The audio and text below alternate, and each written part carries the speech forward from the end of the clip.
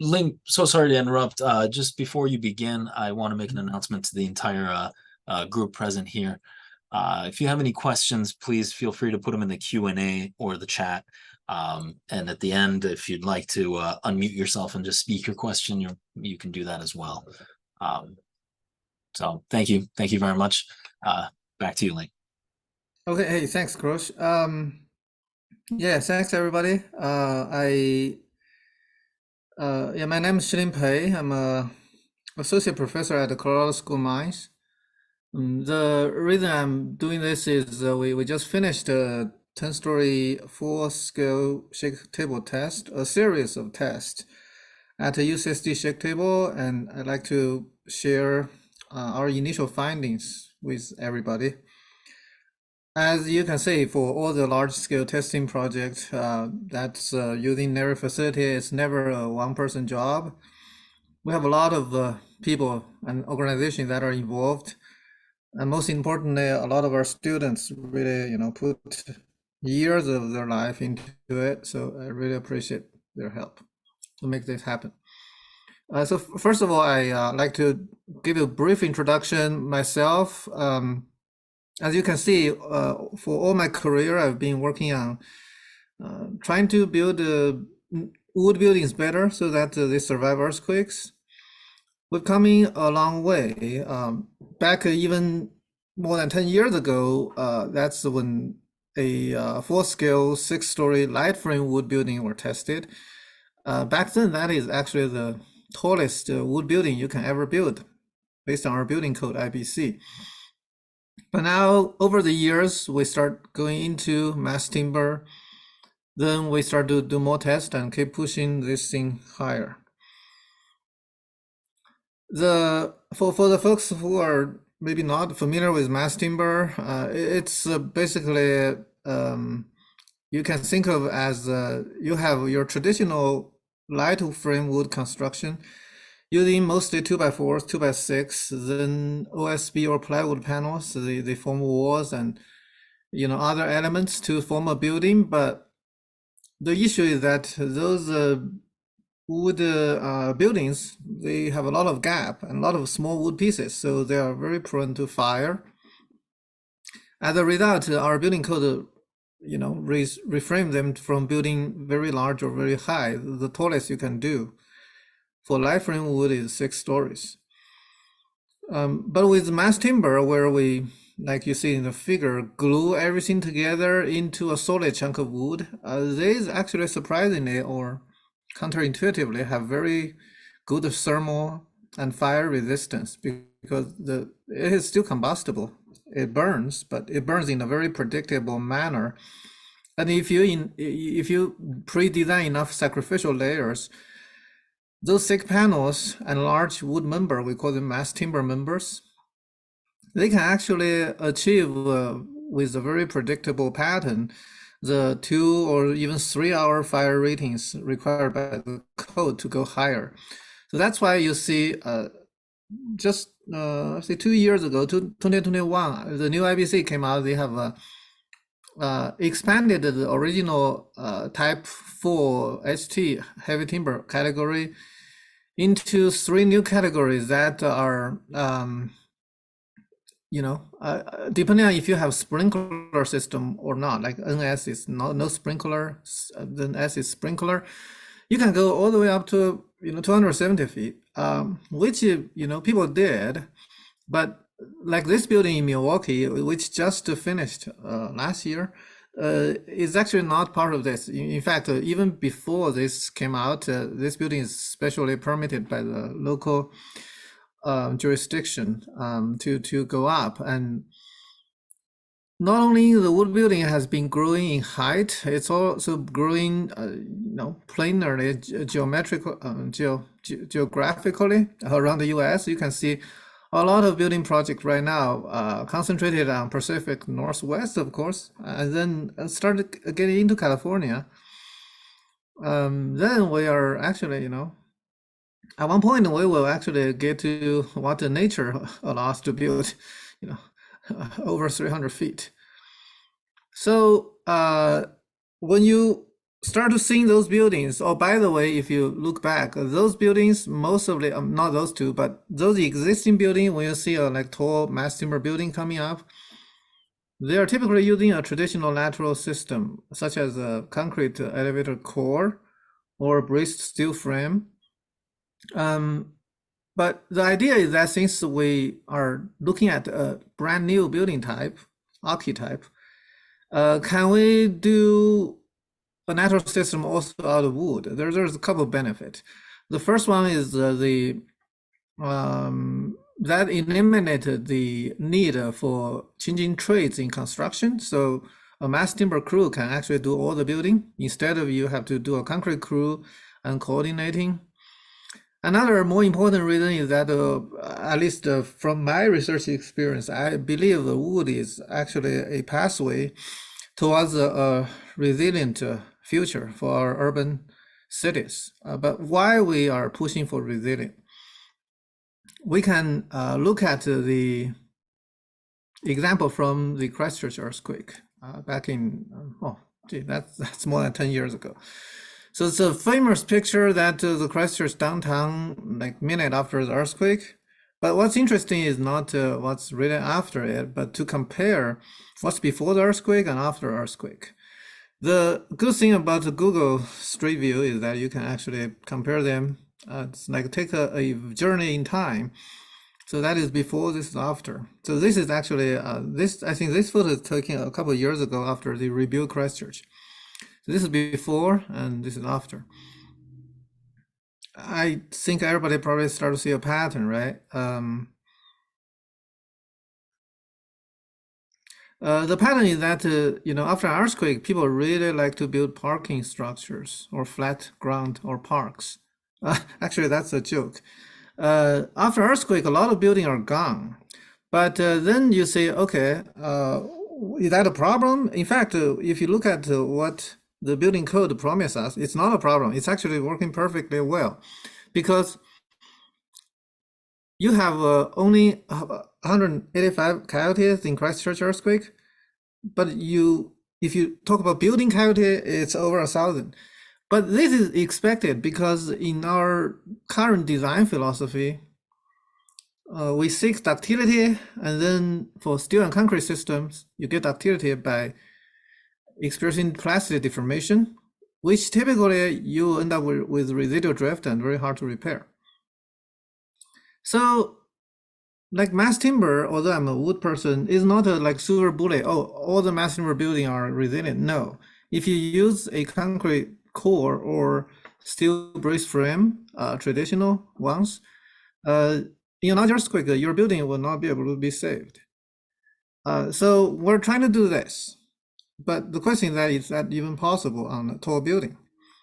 So that is the background for proposing the NHERI TallWood project, where we look at, together with architects, the TallWood archetypes that we will most likely be able to persuade the developers, the investors to build, and then we start to do something around it. So the idea is that you build a open floor plan wood building with mass timber columns and beams, and then with the concentrated, in this project, we use rocking wall lateral system, so that you have a very open floor plan and you can reconfigure it into residential or commercial use. We actually, before we do the 10-story test, we actually did a lot of preliminary tests, like a 2-story test before the USSSD shake table was upgraded, and some a multi-directional test at Lehigh University. So the new lateral system basically looks like this. It's a rocking wall system. The concept is quite simple. I believe the audience for this seminar, they're all familiar with it. It's been done for concrete and steel frames, but for wood, it's just it is more flexible, it's lighter, and it'll be better. So the NHERI TallWood 10-story test building was built with a resilient performance target, because it's an NSF, right? We got to go beyond the code. So we want to have this building that has no damage under DBE and has repairable damage under MCE, but no residual drift. We also have, you notice, some non-structural system down there. We want them to have no damage under small earthquakes and repairable damage in DBE and MCE. That's our target. But spoiler alert, we actually, drastically exceeded that performance expectation. So the building design, we want to do a more square building, and then we want to support our non-structural facade. So we have to use concrete foundations that were attached to the shake table to make it more square. And the rocking wall, they're actually sitting not on concrete, on some steel base beams, so that they raise to the same elevation. Then the rocking wall itself is 10-story tall, but it came in 3 panels, and we have to stitch them on site rigidly. So all those panel splices, they are not supposed to experience any damage during the shake. So this is a single panel rocking system. And then we use the U-shaped steel plate as our damping device.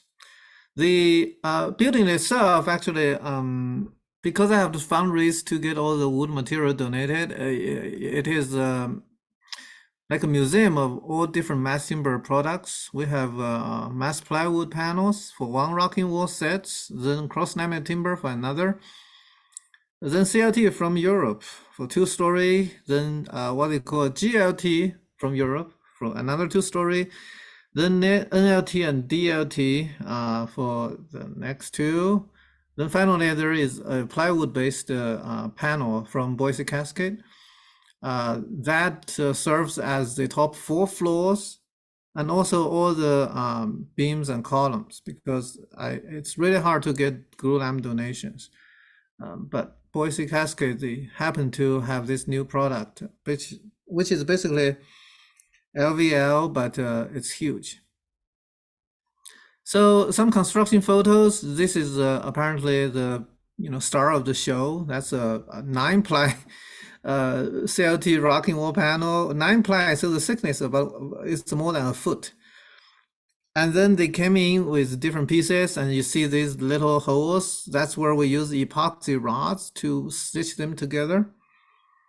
The construction is actually quite straightforward. The construction was done by Swinerton Construction. They've done a lot of mass timber construction. So they will frame up the gravity frame with some temporary bracing. Then we put the rocking wall in. In fact, it is so fast that we put 4 rocking wall panels in one single day. Then after that, you see they remove the temporary bracing, and then we temporarily PT'd this to the foundation, so this became a lateral system. Then this continued going with lateral system, with gravity system, then the second panel. Then you repeat, and then you finally go to the 10-story. And at the same time, you see the non-structural facade is being constructed. Finally, we have secured donation for actually just 3-story, 4 corners. They are all a little bit different. Like this one is a balloon framed exterior wall with drift slips, and then later you're gonna see them move. Those other corners, they are all a little bit different. Like this corner is the traditional platform exterior wall, but they're using some sliding tracks. I'm not an expert in all of these non-structural. My co-PI, Kerry Ryan from Reno, she knows more about these. And this is a curtain wall, which you see in most of the fancy buildings in downtown. For the rocking wall, I like to share a little bit more detail. You can see how the damping system is installed right here. The shear transfer between the rocking wall and the floor diaphragm is done by using this, what they call shear key. It is essentially a shear key, which is a steel piece that sticks through the wall through a hole, which is slotted vertically, which actually means the rocking wall is a pure lateral system. It is not a gravity system because it does not take any gravity load except for the gravity load of itself. Then you have the out of plane bracing. This one you have to brace this in case the wall want to go outside out of plane. In a typical building, you have diaphragms on the other side, so you don't have to have this bulky of the bracing. You can just brace it on the floor, but for this one, we have nothing on the outside, so we have to brace it like this. Then a lot of actually innovative details. You see all the interior non-structural partition walls with flexible joints here. We did some traditional, not traditional, representative like a T joint, a C joint, some doors, and also the stairs, like my co-PI, Tara Hutchinson from UCSD, focusing on some drift-ready stair systems where they won't get damaged. And then the gravity joint is also specially detailed by Simpson Strontheim, a collaborator, to allow rotation of beam column joints and as well as the column base. Well, after the building is built, the UCSD site and my team, we collaborated to put in, it is likely the largest deployment of all sensors of anything I know, because it's over 750 channel of sensors. And we have all kinds, right? Displacement, acceleration, force, strain, tilt meter for angle. And we also have collaborators from industry who give us some wireless, industry sensors. And all those sensors has to be checked one by one before test starts. So that's it's a lot of work. And all those sensors are wired. So there's some limited amount of wireless sensors, but for such a congregated sensor layout, using wireless is just not practical because the potential errors. For the wire is still the most reliable way to do it. And also our there's a okay, yeah, here, come on. There is a drone lab in California, in UCSD, which are experts in flying drones and doing LiDAR scanning. So we're able to leverage on some resources from Alert California to actually do a 3D point cloud inside and out for the building after it is constructed. So this data is actually right now. It's there. It's available. Basically, for later, say now the building is already, part of it is already deconstructed, but we can kind of go into the point cloud model and to actually, if we're interested in like one single nail, we can actually point that out. This is pretty amazing. A lot of people ask when we're about to test is that, oh yeah, you're gonna collapse it? Yeah, well, the answer is no, because if we collapse this and it goes the wrong way, then yeah, we're gonna be liable for the entire facility. So we actually tested all the way to MCE for the seismic hazard near Seattle where the building is designed. Under each level, we have a lot of earthquakes. There are 3D earthquakes. We run it in 1D, 2D, and 3D. In the end, we ran a total of 88 seismic tests in phase 1. And this is a list of all the tests we run on phase 1. We start with small tests, then go up to DBE, and then we stop because there's a media day. Then we need to rerun the media day at DBE. Then we keep pushing to MCE and do some reruns. It was, likely the man-made structure that's seen most earthquakes. And then for the earthquake selection, we actually be very careful. This is done by my collaborator at University of Washington, where they look at the different source of the earthquakes, try to put like intraslab, crustal, shallow earthquakes in each of those hazard levels. So I think that is quite unique, and then we have an opportunity to actually do that and run so many motions because this building is resilient. I'm gonna play the video here. I noticed when I play the point cloud video, it's a little bit chunky. So hopefully this will work. But I like to point out that this is the whole building. This is one of the MC level motions 3D that we did, and this is the view at the staircase near a gravity column, and this is the corner of the rocking wall. It's actually right here where my cursor is. So let's run it and hopefully it'll go smooth.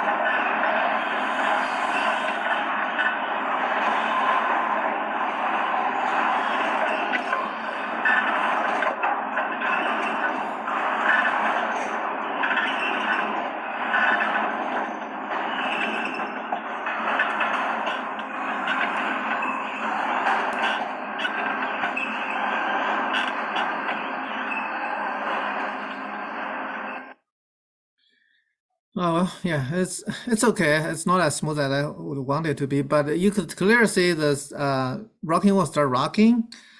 And then also when earthquakes is just getting into the foundation, it is a high frequency earthquake motion where you can see the buildings, the higher modes of the rocking wall get excited. And it didn't actually rock that much when there's higher mode participation. So the video we just saw is a little bit from afar. For a large structure like this, you know, far away, you don't see too much motion. So this is another video which focuses on non-structural system. And you can see how, like I mentioned, if you remember, this facade is a balloon type facade, which means the facade actually is continuous going all the way through, and it is hung at the edge of the diaphragm with those steel tracks right here.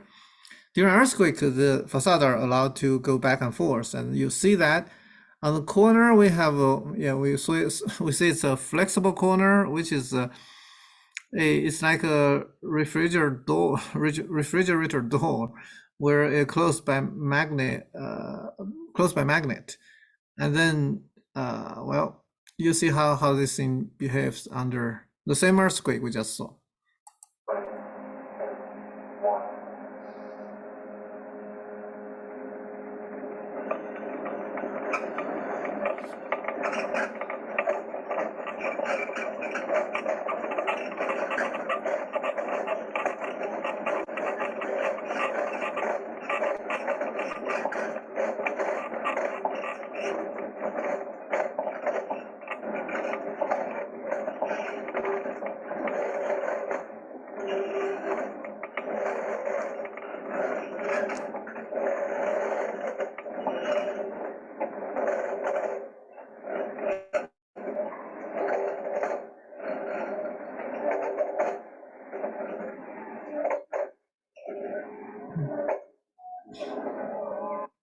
Yeah, as you can see when I put it in red, it's important to realize that the non-structural facade, they actually return to its original position after earthquake passes.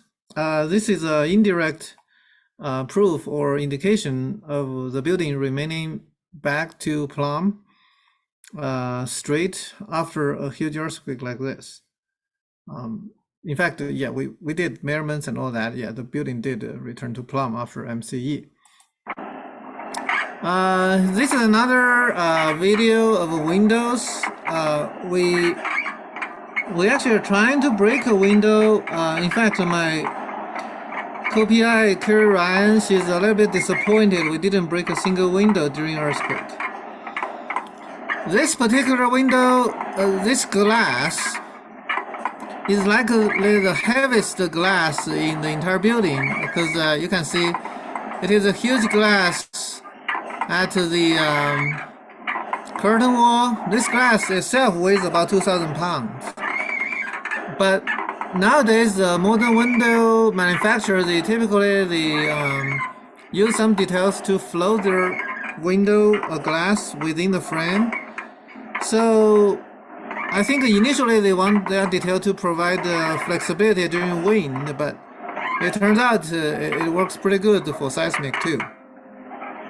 And then you might notice this earthquake.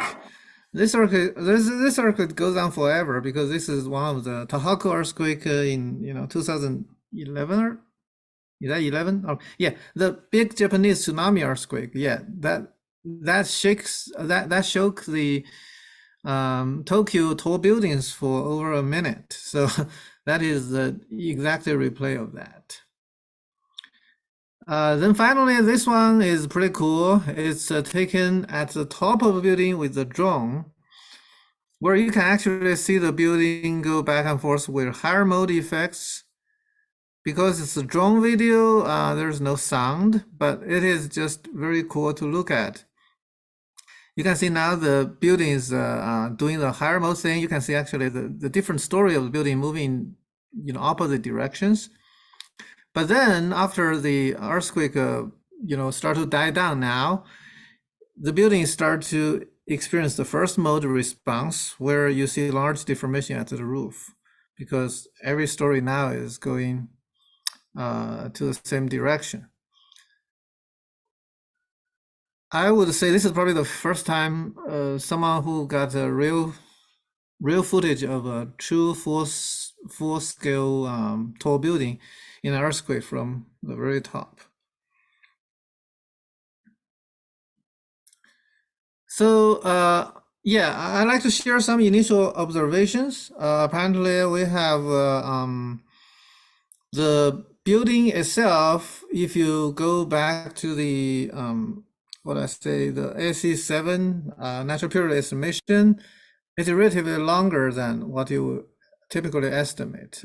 For this one, it's close to 2 seconds in both directions. But the benefit is that after all the earthquakes, we did a thorough inspection. In fact, even after we run the Japanese Tohoku earthquake, Noma Parida, and another one, I think 3 MCE, there's no structural damage. We also look at the building natural period. It didn't degrade as much.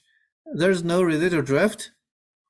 So you could say we actually achieved our goal, and in fact we exceeded it because we are expecting some damage in MCE, but we found nothing. We can see higher mode participation is very visible, as you can see in some of the videos. And we eventually tested to over 2% drift. In fact, later we found out, because this is phase 1 result. We have a phase 2 with Japanese collaborators where they get close to 3% drift, but the building is still not damaged. The non-structural system, if you design them right, we found that even under 3D motion, we can their damage is very limited and they are totally repairable. We do have to repair some clips as as you see the building, the facade slides back and forth. There's a few clips that were caught for some reason, then get ripped off, and it can be repaired. We are currently working on papers and reports. We expect to make all the data available through Design Safe sometime next year. But the test is not done. In fact, yeah, I was I think Kuroshi this morning they just did another MC earthquake on the same building, but now as you can see, it's getting a haircut. So the top 4 stories we removed it, and now we're testing a 6-story configuration, which is led by my collaborator at Oregon State University, Professor Andrew Barbosa. He's leading the 6-story effort to test 3 different lateral systems on the 6-story building. So go back to the resilience question. It is possible to do a almost earthquake-proof tall buildings if you use mass timber and also with a mass timber rocking wall system. Of course, I would say, it's not because it's mass timber. It is because of the system and the engineering goes into it. I bet for steel and concrete, if you pay enough attention, you can probably come up with similar systems that can withstand hundreds of earthquakes without damage. But now, at least through the 10-story test, we know for sure this is one viable way to do it. And it is not something that's so out of practical range because, it is designed and constructed by practitioners. So right now, following that, we are actually, of course, this building, you can see it's designed using performance-based seismic design. We did a lot of open sea simulation and all that. But what we found out is that we can actually do a simplified design approach for the wood rocking walls, where we can put it in a document like the spillways from NDS, which is equivalent of AISC or ACI for concrete and steel, and then finally incorporate it into AC7. But to do that, we need a process called P695. So we are in the process of doing that through support of USDA and the Charles Pankau Foundation, where we want to codify this system, make it more accessible for engineers all around the country, and try to see if we could incorporate that system in the next update cycle of AC7, which is coming up in about 4.5 years. All right, so that is all I have for today. If you want to follow me on Twitter, in fact, I started Twitter, now it's X, when I started this project, and then I basically have a lot of good footage on how this is constructed, and from start to finish on my Twitter account. So if you're interested, like how everything's installed, a lot of details, you can check that out on my Twitter. I think it's like a building log. It's always there. And finally, the sponsors, National Science Foundation and all the industry sponsors, without them, this could not be done. All right, I think we're at 40 minutes mark, and we'll open it up for questions.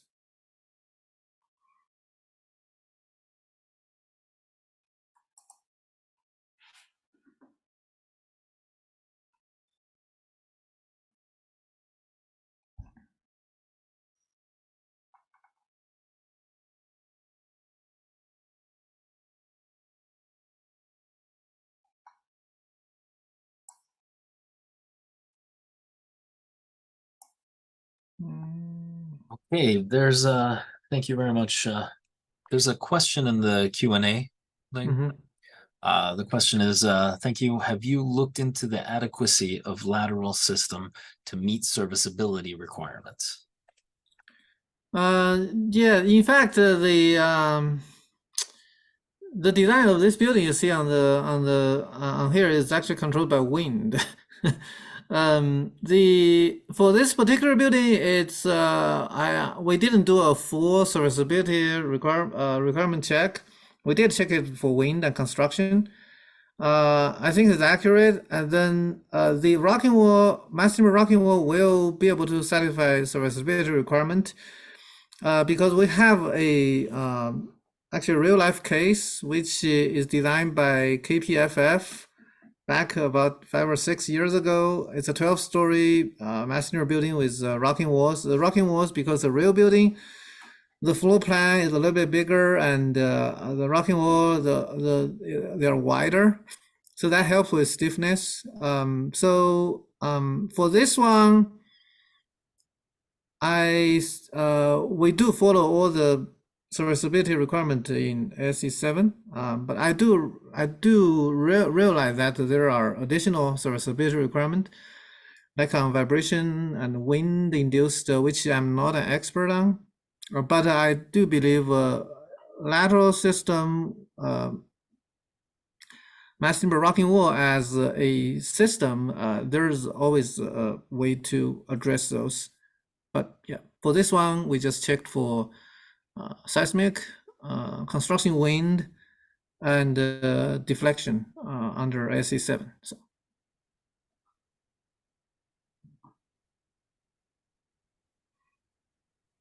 Thank you very much. Are there any other questions? Feel free to put them in the Q&A or just go ahead and unmute yourself and ask your question.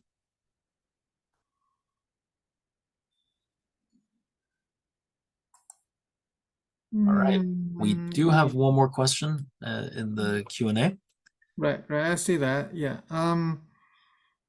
The rocking wall design guide that we came up and we tried to propose to SE7 requires a like 25% of damping coming from the supplemental damping device, which is actually a requirement copied from the concrete rocking wall system.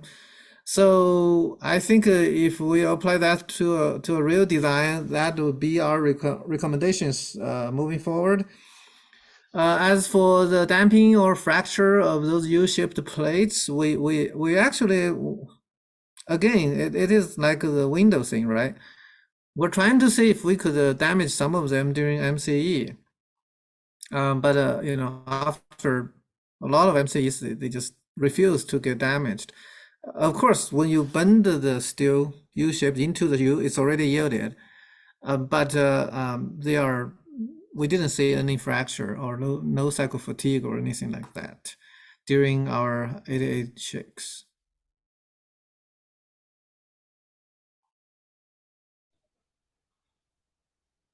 Yeah. I have a quick question. Can you hear me? Yeah. Yeah. First, this is very impressive work. I think this is your second seminar I was tuning in to listen. Very impressive videos. I have a very easy question for you. The building basically is 2 seconds. It's like 0.5 hertz. What is the dominant frequency range for all your 88 seismic motion? I mean, if you plot the response spectra of Right. the 88 earthquake motion, what's the range of the Yeah, yeah, I mean it's apparently it's not too bad, right? Yeah, just look at it right here. So yeah, it's like a quarter of a G, right? Right.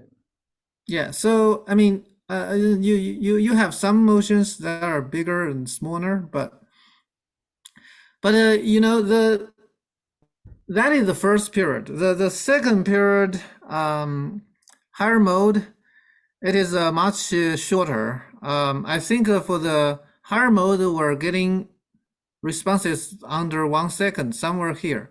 So the challenge of actually, if you know, doing a taller building, the first mode, of course, is gonna probably govern your displacement response. But the higher mode is going to govern your the force demand in your lateral system. In fact, the rocking wall system, like those splices that we have to design for, are for the higher mode. But of course, when we actually do this design, we use OpenSea, so we actually simulate that exactly. So there are some challenges, yeah. But you're right. The first period, if you just look at first period, the demand is at least the displacement, the force demand is not that much. But as you can see, the rocking wall, the higher mode is very visibly engaged, and we are happy that our connections and everything are designed correctly, that we didn't see some damage. So yeah, I guess we used the overstrengths correctly. I joined the seminar late. I missed this slide. So will you be able to share the slides or you know? I think this is recorded. So Okay. I think you can access it anywhere, Okay. anytime later. Thank you. Okay, I got another question. Okay, for practical standpoint, what would be the challenges to construct such a tall balloon wall on site? Yeah, well, we actually run into some challenges for us to do it. Like I said it with like 1 second. I say, oh, we just need to stitch them together in the midair. I think that's a huge challenge. We actually have some misfabrication on the holes on the wall, which delayed the project for about a month. But those can be alleviated by careful planning and careful quality control. But I would say, yeah, the most challenge will be the precision, how you do the joint. The joint thing is very challenging. But from our project, I think we figured out a way to do it. And yeah.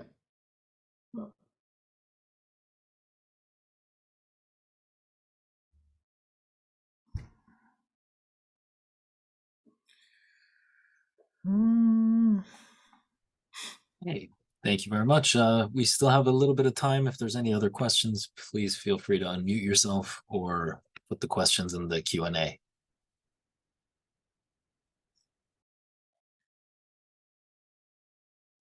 Yeah, if there's no question, yeah, you can see originally we're actually thinking about just to do a joint with all wood, but because the holes are mismatched, we have to do a coupler plate and then connect it from outside. That's very costly, both time and money.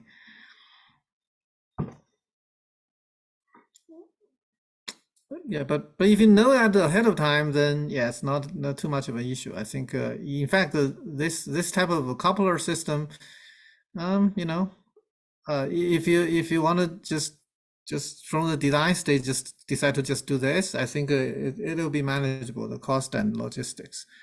Yeah, but yeah, we have to come up with this on the run, so which is it's something that you can talk about after it's done, but yeah, during the time it's very stressful.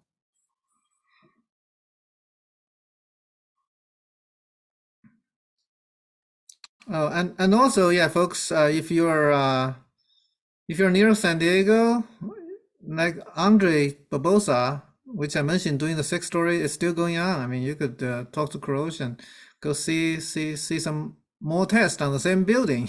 This building, by the time Andre is done, we'll see probably close to 250 earthquakes. I don't know. Anyway, another question: how many UFB did the 10-story need? Thanks. So yeah, it's like 2 per floor. So yeah, for one wall we have 20 about. So 4 walls we have a total of 80. Yeah, like I said, we do that so that by our model, there's at least 25% of dampings from that. So Another quick question. When will the entire testing will be done? the entire test will be done by next March, right? Next March. Yeah. March 2024. Okay. Yeah. So in fact, I think yeah, right now if you go there, you'll see the 6-story building, and then they're still doing some testing. Then yeah, there's 3 Yeah, phases. I heard some they want to use the shiftable for dry cast testing. That's what I'm asking. Yeah, they'll have to wait after your test is done. Well, Kuroshi will know better than I have. I do.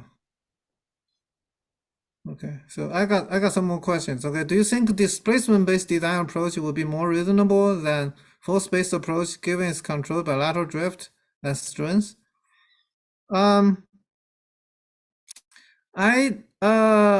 Yeah, I think so. I think displacement-based design is always you know, it's a very popular performance-based design format. I think it'll work for this one. But truth being told, I mean, if you talk to any practicing engineers, they still want an R factor. So that's why we're doing it. And also, like for this building, because of higher mode effect, it is not completely controlled by drift. In fact, because of higher mode effect, when the wall system experiences the maximum bending or shear inside the wall and all the connections, the displacement is actually not that much. So yeah, you have to be a little bit careful. But I generally agree that displacement-based design is a good approach for this type of system. But we still want to do force-based design. But I think what we're proposing is actually not, because of hard mode, we're not proposing just using equivalent lateral force procedure. We're proposing at least you need to use a modal response spectrum. Yeah, linear. Yeah. So the next question. Did this experiment promote any new research questions for you and your team? Did anything happen that you're curious about? Yeah, sure. I think new research question, it's probably related more to how practical we can make this thing, because in one way the test have set a bar where we're hoping the industry and the practice can catch up. So now I actually identified a lot of issues that are preventing them from doing this thing, and those might not be, you know, global level high-end research question, but very practical research questions. So that's, I think, for example, the joint, like how do you like to hit long panels in the air, right?